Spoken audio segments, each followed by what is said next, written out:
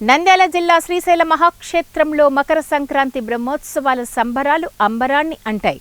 మూడవ రోజు భ్రమరాంబ సమేతుడైన మల్లికార్జున స్వామి కైలాస వాహన సేవలో భక్తులకు దర్శనమిచ్చారు. శ్రీశైలం ఆలయం విద్యుత్ దీపకాంతులతో మిరుమిట్లు గొలుపుతూ భక్తులను ఎంతగానో ఆకట్టుకుంది. ఆలయంలో ఉదయం నుండి అర్చకులు, వేద పండితులు ప్రత్యేక పూజలు నిర్వహించారు.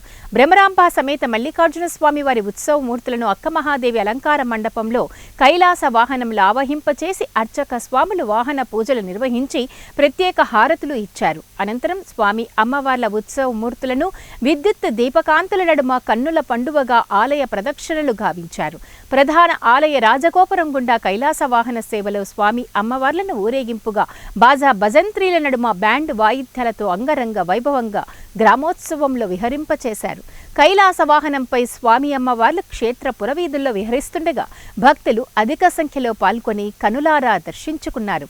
ఉత్సవ మూర్తుల ముందు కళాకారుల కోలాటాలు, డప్పు వాయిద్యాలు, ఆటపాటల నృత్యాలు భక్తులను ఆకట్టుకున్నాయి. కార్యక్రమంలో ఈవో శ్రీనివాసరావు, అధికారులు పెద్ద ఎత్తున భక్తులు పాల్గొన్నారు.